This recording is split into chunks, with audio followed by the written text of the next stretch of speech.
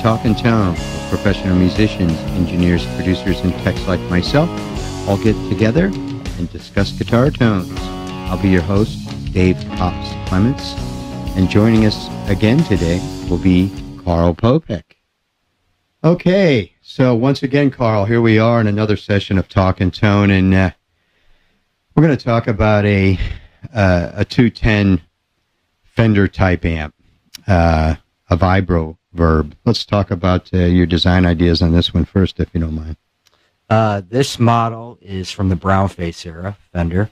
It's a 6G16 circuit, and these amps weren't made for a long time. They were after the tweeds, before the blackface, but they do have their own distinct sound going on. Well, this one definitely has its own distinct sound.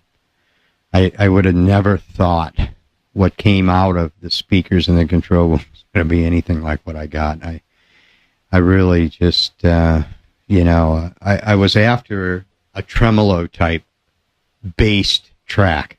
Yeah. And after I listened to this thing, I was like, well, I guess we're not going to get that, which we will in the future. Mm-hmm. I'll come back and do another track with that in particular. And I really, after what started coming out, there wasn't a part. There's one part I put in here that I wanted some tremolo, and I just couldn't make it fit right. So I did a little thing with the Bigsby. But it's crazy, this thing. Let's talk about it a little bit first of all. It's has two channels. It has a bright and normal. Yeah, bright and normal. It's almost like a blackface as far as the way it's set up. You have the one channel with the volume, treble, and bass, and then you have the other channel which has volume, treble, bass, reverb, vibrato. So it's kind of standard, but it's a different design inside than all the other Fenders. I use the normal channel, as I do on most amps, Fender amps. Anyways, I like the more full body sound. But anyways, I was in number one input of the normal channel, and the volume was set to 8. There's a treble and bass on it as well, and that was set at treble was 7 and bass was at 6. Mm-hmm. And man, again, I just what came out was, even today we went out and had a listen in the room, you and I, and I got to tell you, what sounds like out there is pretty good, but it really blew me away in here. And again, we've talked about this before, about the whole recording process and what mics and how you can move around mics and such forth. And again, how I like to go out in the control room and firmly believe this is what everyone should do, and always go out in the room and listen to it first and get a good sound out there, and then come in the control room and try to reproduce that sound.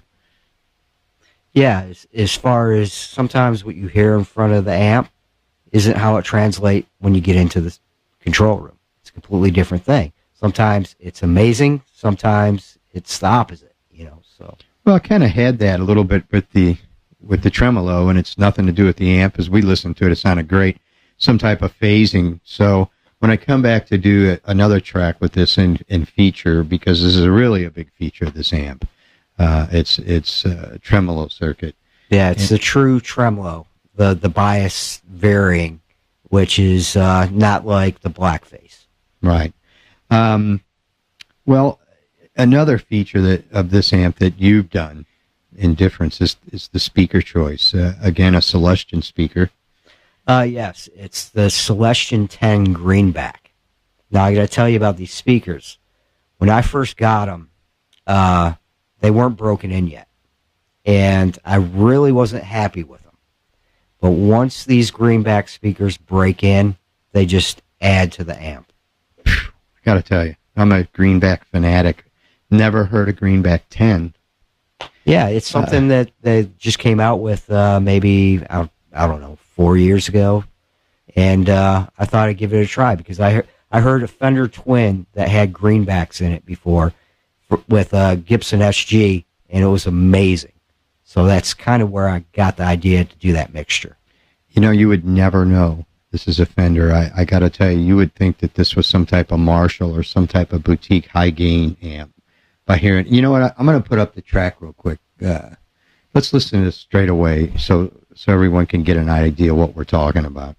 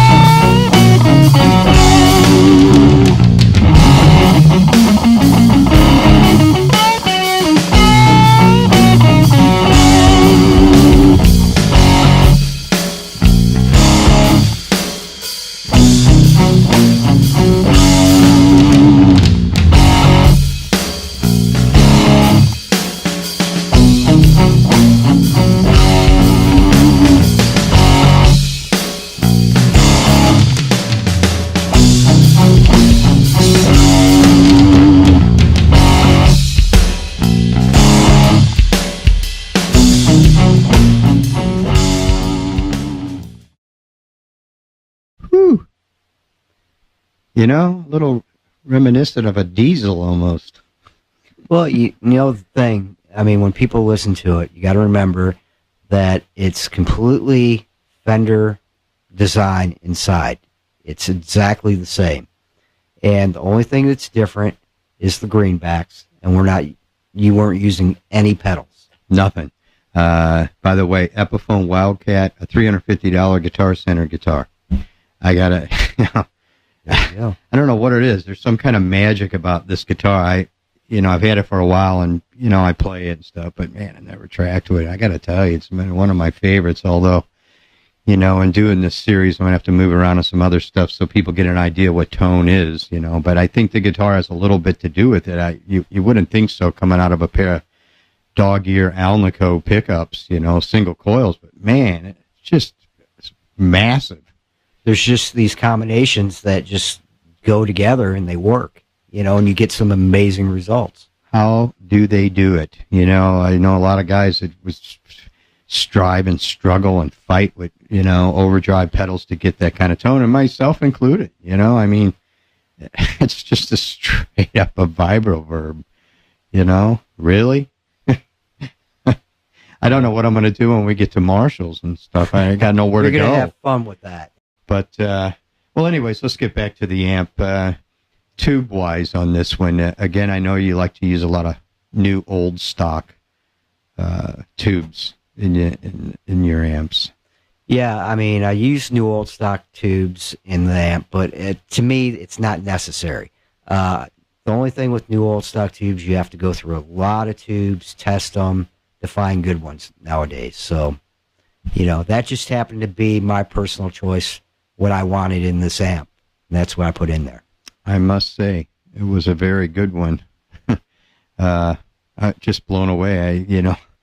At a loss of words for this one, but, I got to tell you, thank you so much for providing it to us, and again, for helping us and devoting your time and effort and everything that goes into this and letting us use amps and all your stock and everything that you do to help this series go along. This will be an ongoing series, and, we'll talk a lot about a lot of different things as we go, but in particular, the recording process of this, as in previous videos, everyone will know that I like to use a Midas desk. I use a Midas F Series 16. It's actually a live desk. It's a sidecar.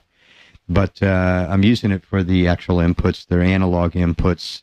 On this particular track, I added an additional mic. So I had 4 mics on this.